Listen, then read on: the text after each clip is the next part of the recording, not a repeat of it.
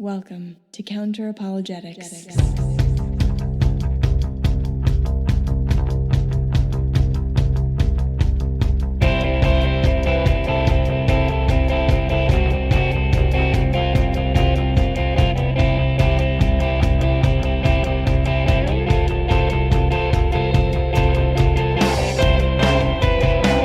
Welcome to Counter Apologetics. I'm your host, Emerson Green, and today we'll be discussing skeptical theism. You're probably already familiar with skeptical theism, even if you don't know it by that name. God works in mysterious ways. Everything happens for a reason.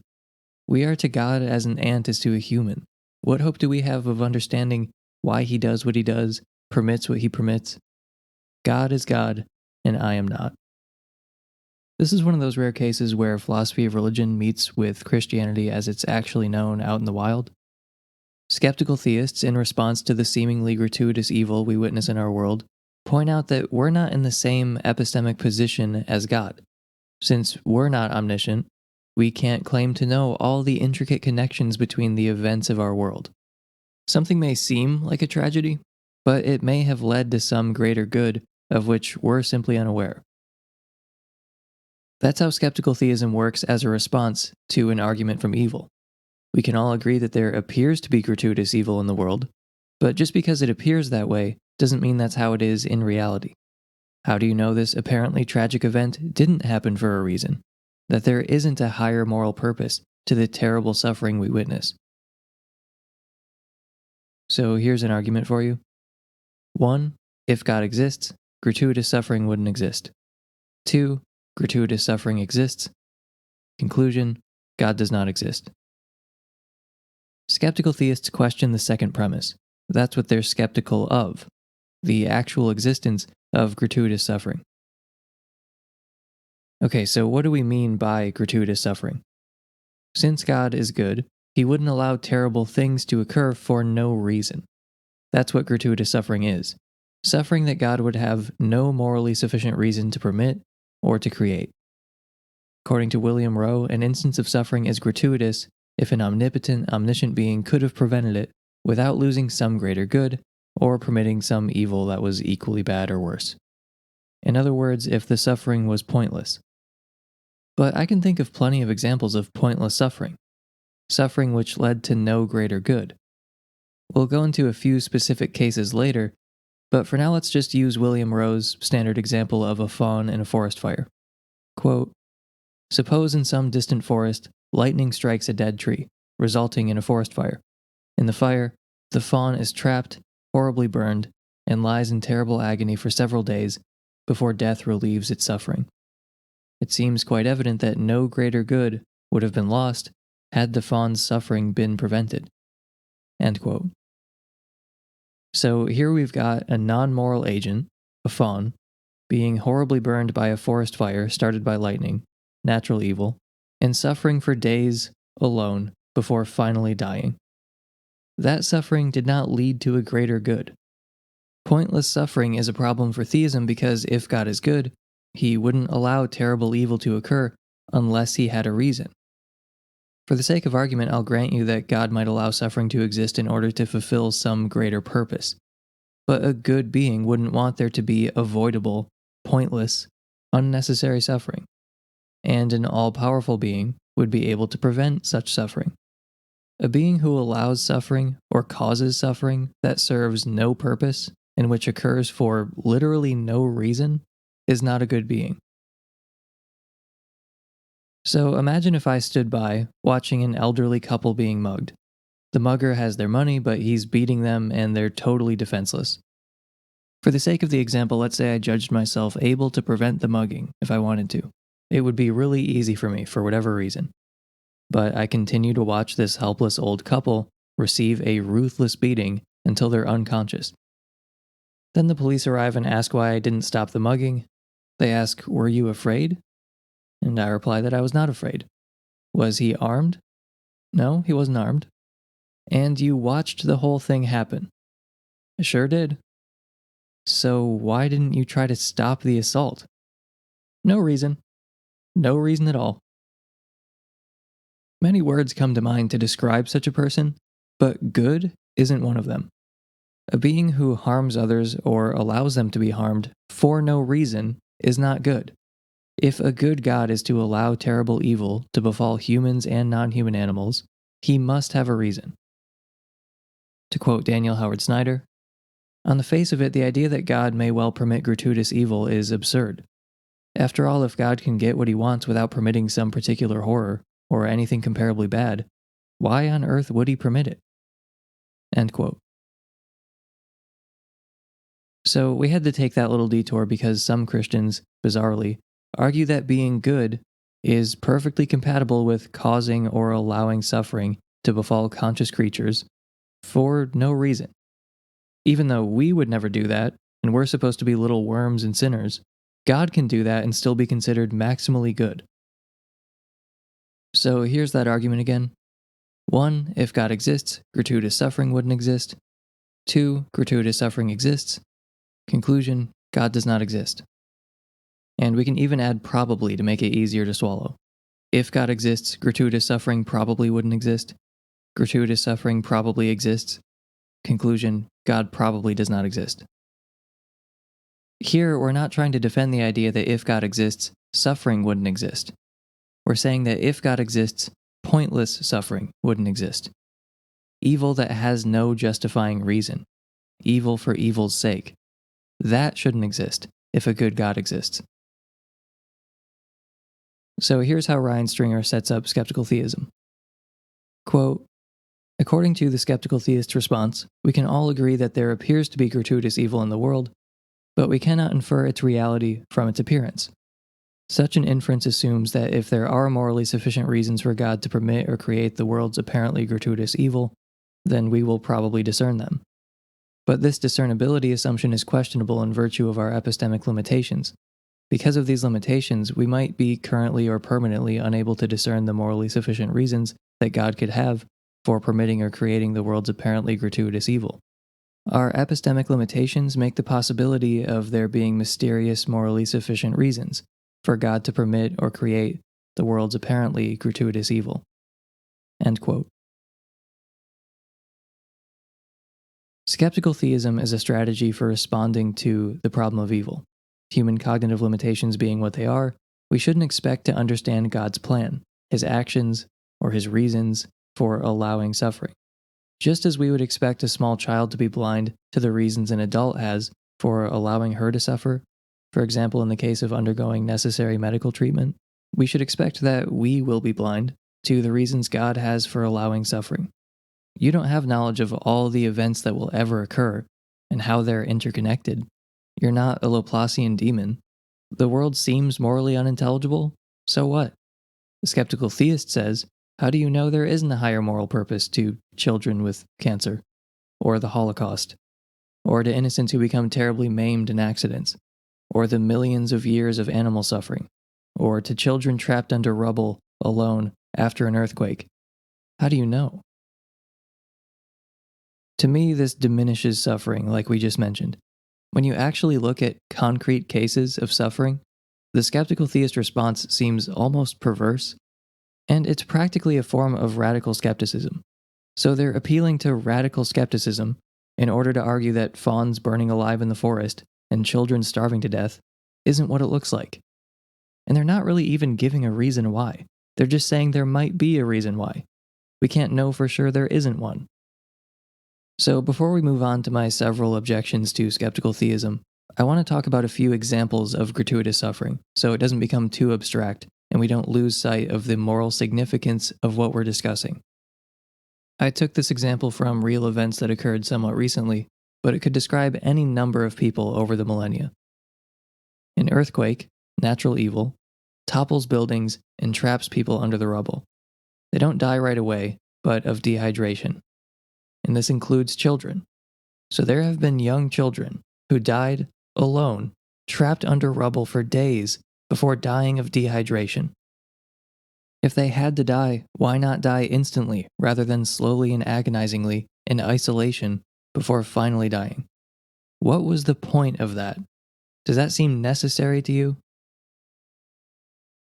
And keep in mind, we're not just talking about the suffering of adult humans. We're talking about the gratuitous suffering of moral agents and of non-moral agents as well, where there seems to be very little chance of growth and greater goods resulting from the ordeal. And a moral agent is a person who has the ability to discern right from wrong, to act according to moral considerations, and to be held accountable for their actions. When a lion kills, we don't say it's guilty of murder. So young children and non-human animals are non-moral agents, since they can't engage in moral reasoning. Their gratuitous suffering is especially hard to explain. It's one thing for an adult human to suffer, it's quite another for a non-moral agent to suffer, which again seems harder to explain due to the diminished probability of soul building. So this is from Arthur Schopenhauer. Quote, "An explorer saw an immense field, entirely covered with skeletons, and took it to be a battlefield. However, they were nothing but skeletons of large turtles, 5 feet long, 3 feet broad, and of equal height. These turtles come this way from the sea in order to lay their eggs, and are then seized on by wild dogs. With their united strength, these dogs lay them on their backs, tear open their lower armor, the scales of the belly, and devour them alive. But then a tiger often pounces on the dogs. Now all this misery is repeated thousands and thousands of times, year in, year out. For this, then, are these turtles born. For what offense must they suffer this agony? What is the point of this whole scene of horror?" End quote. Here's one more example before we move on. In 1993, the photographer Kevin Carter took a famous photograph of a starving child during a famine with a vulture eagerly waiting behind him. Quote, "Carter headed out into the open bush. There he heard whimpering and came across an emaciated toddler who had collapsed on the way to a feeding center. As he took the child's picture, a vulture landed nearby. Carter scared the creature away and watched as the child continued towards the center. He then lit a cigarette, talked to God, and wept. In July 1994, he took his own life, writing, 'I am haunted by the vivid memories of killings and corpses and anger and pain.'" End quote. The fact that there's a jarring photograph helps make the pain concrete, but it should be noted that there are millions, if not billions, of similar cases that we've never heard of, that have occurred throughout evolutionary history. For me, it's absurd on its face to suggest that suffering like this works out in the end towards some higher purpose. It's hard enough to explain with adult humans, but it seems impossible with the suffering of young, innocent children as they endure starvation and disease. For those cases, as in the case of animals, there is seemingly no soul-making purpose or greater good that could be achieved. To claim that there is some higher purpose, known only to God, seems as implausible as it is insulting to those who endure such pointless suffering.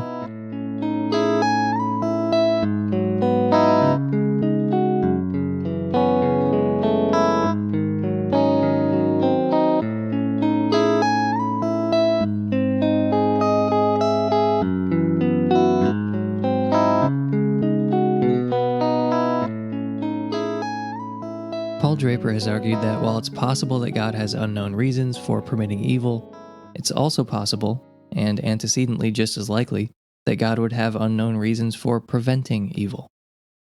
So when a skeptical theist claims that God has secret, morally sufficient reasons for allowing the brutal rape and murder of a child, or a fawn burning alive in a forest fire, or starvation due to famine, the problem is that it's equally likely that God would have unknown reasons for preventing those evils. To quote Jeff Lauder, "The possibilities of unknown reasons for allowing evil and unknown reasons for preventing evil cancel out. We're right back where we started, namely working with what we do know." End quote. And here's another angle on this point. In his debate with William Lane Craig, Draper said, quote, "While there might be reasons we can't understand why it's a good thing to allow this to happen, there might also be reasons we can't understand why it's a bad thing to let it happen. So while there may be greater goods of which we're ignorant, this point cuts both ways. It's equally likely that more evil results from these tragedies than we know about. Maybe there are greater goods, but it's equally plausible that there are greater evils of which we're ignorant. They are equally strong points. So the appeal to unknown greater goods doesn't allow the theist to escape, any more than an appeal to unknown greater evils helps my argument. Again, these cancel out and leave us right where we began, trying to make sense of the evidence we actually have. So honestly, in my opinion, Draper's point is enough to put skeptical theism to bed. But as you may have gathered, we have not exhausted the reasons skeptical theism annoys me. One of my issues with skeptical theism is that it's compatible with any possible set of observations. No matter what was going on, you could make the same point. It's basically a form of radical skepticism, like the idea that you're a brain in a vat or in the Matrix. And of course, I think it's true that there's often a distinction between appearance and reality. But this is not a blank check to believe anything you please. If some suffering in our world appears gratuitous, it's safe to say that it is gratuitous in reality, until shown otherwise. So this brings me to another objection to skeptical theism. I'm somewhat sympathetic to an idea called phenomenal conservatism, and as it turns out, so are many theists.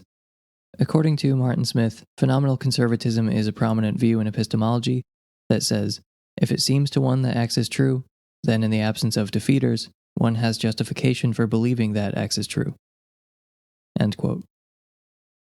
The world seems a certain way to you. Until you've been given good reason to think otherwise, you're justified in thinking the world is how it seems. If suffering seems gratuitous, we're justified in thinking that it is gratuitous until we've been given reason to think otherwise. Not just suggested that there might be reasons to think otherwise. Of course, there might be reasons we could be wrong. That could be said about any hypothesis that's ever been offered. Everyone agrees that there seems to be gratuitous suffering. So until you've offered a defeater for that seeming, then we're rationally justified in affirming that the world is how it seems in this regard. And since the existence of gratuitous suffering is far more likely on naturalism than it is on theism, the fact that we observe gratuitous suffering is strong evidence against theism.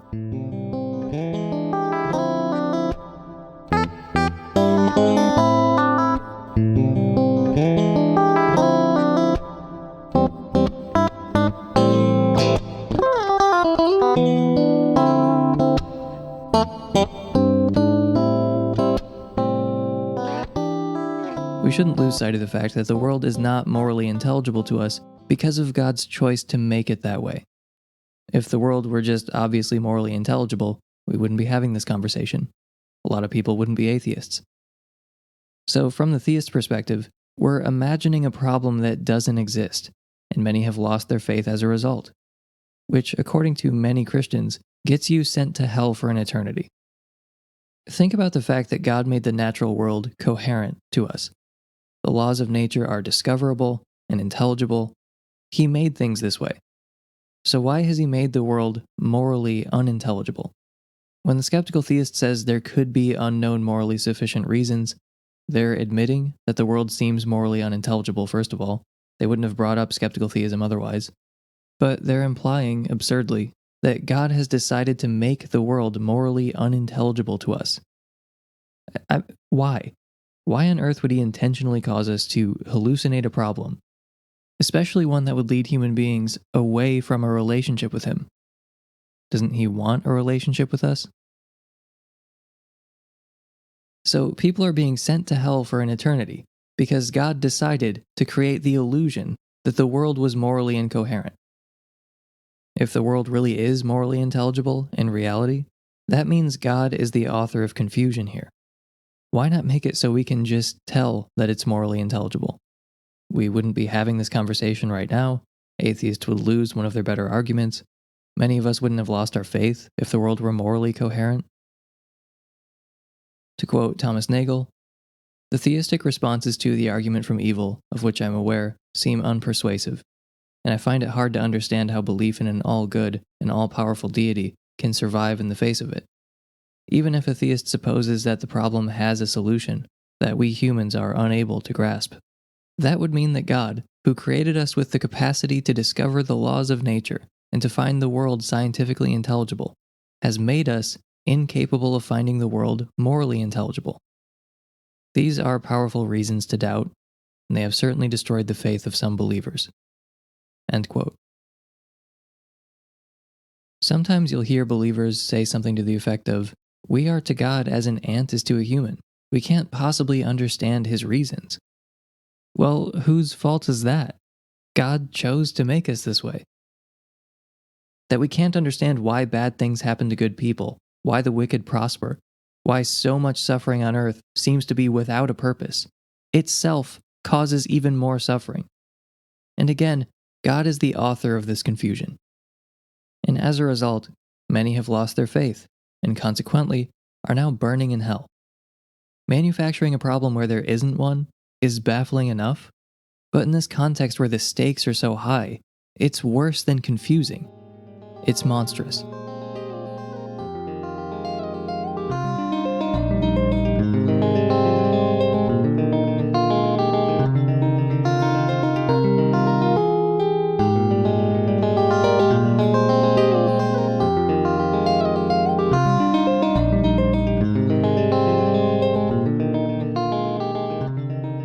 Let's say you had a daughter who needed to go to the doctor to undergo some medical treatment. The treatment wasn't going to be pleasant, but there's a good reason for it. This is essentially what many theists believe about apparent tragedies. There is some greater moral purpose, some justifying reason why God is allowing it to happen. We may not know what it is, but rest assured there's a reason. But a good father would be there for his daughter in the medical scenario. He would try to explain that there is a purpose. He would make her understand if he could. Regardless, he would try to be a comforting presence. However, many victims of tragedies don't feel God's comforting presence. Some do, some don't. This fact of divine silence during tragedies is much more likely on naturalism than theism. Many theists give the same analogy I just gave to defend skeptical theism. We're all like the child undergoing medical treatment. We're experiencing pain, but it's for a good reason that we just can't appreciate at the moment. Our loving Father, however, does understand the reason. I'm embracing their analogy. What a good father does in that situation, if he can't make his child understand, is be a comforting presence in the midst of that suffering. But many who are enduring tragedy do not feel God's comforting presence. On naturalism, this is not surprising. On theism, it's quite surprising. And by the way, if you're wondering why I'm using that sort of language, surprising on this hypothesis, not surprising on that, that has to do with a certain understanding of evidence and prediction, and in the show notes I go through the sort of generic form of the argument I'm making. Another objection to skeptical theism is what's called the Pandora's box objection. Once you've endorsed radical skepticism as a response to the argument from evil, it's hard to keep that skepticism from influencing other things that you'd rather it not influence. As many atheists and Christians have pointed out, appealing to human cognitive limitations to defeat the evidential argument from evil is inconsistent with the general project of apologetics. If our cognitive limitations really do prevent us from assessing whether God has morally sufficient reasons for allowing evil, then apologists cannot consistently appeal to other popular arguments for God's existence. Consistent skeptical theists should also claim that human cognitive limitations prevent us from assessing the antecedent probability of fine-tuning on theism, the probability of our universe beginning to exist on theism, even the resurrection. This is one reason why someone like Richard Swinburne thinks Christians ought not rely on skeptical theism, and instead should actually attempt to provide explanations for why God would allow the suffering we observe in our world. Another Pandora's box style objection to skeptical theism is moral paralysis. To quote Aaron Lucas, "If we are so ignorant of good and evil that we are in no position to assess whether an instance of suffering is pointless, then much of our ordinary moral reasoning goes out the window. Ordinarily, if we saw something terrible about to happen, such as an infant crawling into traffic, we would immediately come to the child's rescue. This is because we implicitly make the judgment that the child's death would be, on the whole, a bad outcome. However, skeptical theism tells us that we are in no position to make such a judgment. So if we endorse skeptical theism, we should always be in doubt about whether we have an obligation to prevent seemingly bad outcomes." End quote. Skeptical theism essentially asserts that humans suffer from a massive cognitive bias, We see gratuitous suffering where there is none. In fact, this alleged cognitive bias is arguably the most pervasive cognitive bias in the human catalog. Sometimes we mistake correlation for causation, sometimes we experience pareidolia and see faces in random patterns, and we often judge suffering to be unnecessary. How silly of us. If we aren't in any position to assess whether suffering is actually gratuitous or not, are we in any position to trust our cognitive faculties as reliable at all? After all, God must have had good reasons for implanting this powerful cognitive bias into our minds. How can we be sure that He hasn't created our faculties to be inaccurate, deceptive, and misleading in other ways? The skeptical theist already supposes that God has made our cognitive faculties deceptive and inaccurate in this way, so we should lose trust in our cognitive faculties in general, shouldn't we? After all, God might have a good reason for allowing us to be deceived. Actually, a Christian could reject skeptical theism on these grounds. God wouldn't create our faculties to be deceptive. But skeptical theism is predicated on the idea that God has created our minds with a massive cognitive bias, and one that's far more bewildering and dangerous than ordinary cognitive biases at that. If the theist supposes that God would provide us with reliable moral faculties, they can reject skeptical theism. To quote Aaron Lucas again, taken to its logical conclusion, skeptical theism prevents us from saying that God wouldn't have good reasons for allowing our cognitive faculties to be wildly inaccurate and deceptive. For all we know, God has very good reasons for instilling us with false memories, or making us brains in vats. Skeptical theism thereby gives us reasons to be skeptical of memory, perception, a priori reasoning, and so on. End quote. Skeptical theism is in conflict with the claim that, on theism, the probability that we can trust our cognitive faculties is high. The cost of skeptical theism here is that theists can no longer confidently make that claim. As is probably clear by now, skeptical theism causes problems that are worse than the one it aims to solve. It opens the floodgates for radical skepticism, including moral skepticism, and moral paralysis. Let's say you were a witness to an attempted sexual assault. You believe that you could prevent the assault if you wanted to, but you're a skeptical theist. If you had found out about the rape 5 minutes later, after the fact, then you would have concluded that the event was not an instance of pointless suffering, but you're a witness to it now, and you could prevent it.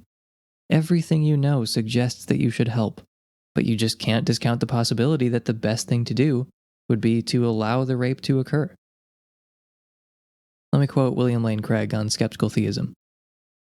The brutal murder of an innocent man or a child's dying of leukemia could produce a sort of ripple effect through history, such that God's morally sufficient reasons for permitting it might not emerge until centuries later, and perhaps in another land.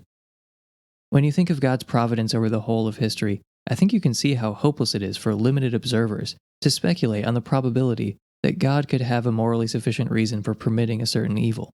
We're just not in a good position to assess such probabilities. End quote. So here are the two conflicting thoughts for you as a skeptical theist. I ought to prevent this rape because I judge that it's how goodness is best served, and I cannot judge how goodness is best served. I mean, do you want to prevent greater goods from emerging in another land? If you give up your ability to judge whether certain events are cases of pointless suffering, then how can you make moral judgments and therefore take moral actions? There's an intimate connection between moral judgment and moral action. If you give up your powers of assessing whether suffering is unnecessary, then how can you act? Think about the example of the daughter undergoing painful but necessary medical treatment. That's essentially the situation theists claim that we're in. Preventing apparently gratuitous suffering could be as foolish as preventing your daughter from getting the polio vaccine because it would be painful. You'd rather her take the shot to prevent the possibility of polio in the future. But if that's the case with the evils of our world, you'd be profoundly foolish to try to do anything about them, or at least many of them. Trying to prevent that rape, or trying to stop the toddler from crawling into traffic, could be as foolish as trying to stop your daughter from getting the polio vaccine because you don't want her to be pricked with a needle. But if they say, I think this suffering would be terrible and unnecessary, so I'm going to prevent it, then they're tipping their hand. They, along with me, believe that the world is as it seems. There is gratuitous evil in the world. It's not all necessary pain, like receiving a vaccine against polio. And that's why we should do something about the suffering in our world, if we can.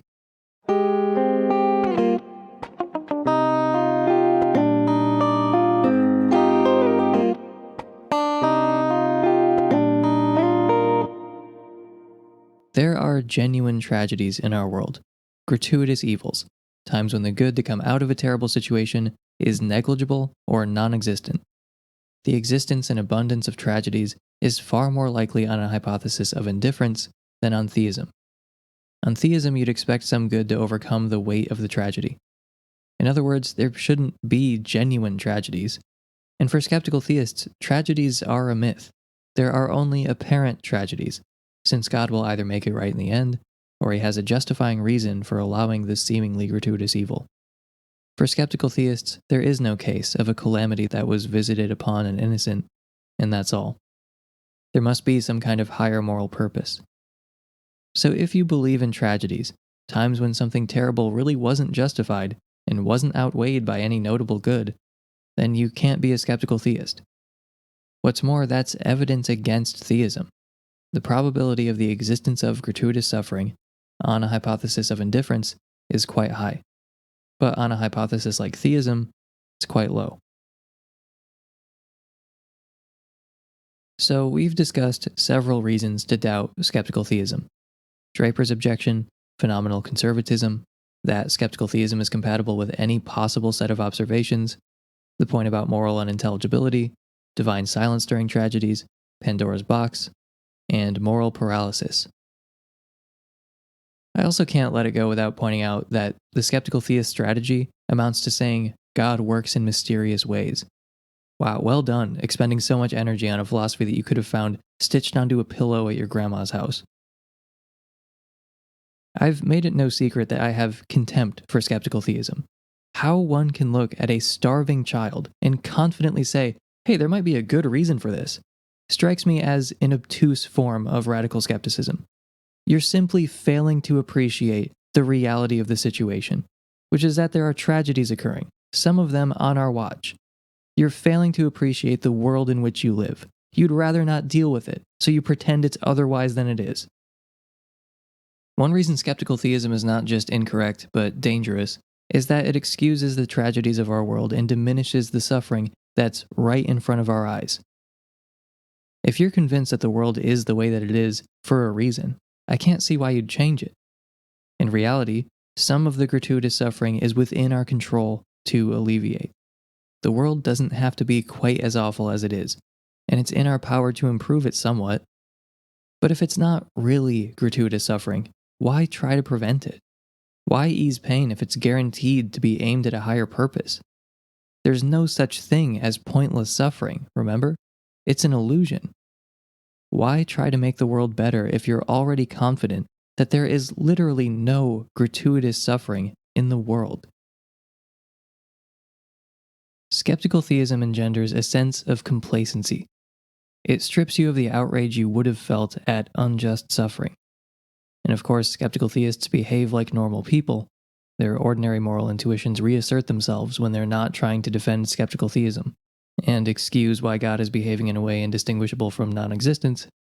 But the belief that everything is fine, that there is no pointless suffering, in other words, suffering we should prevent, is not a belief I'd like to see spread and take root.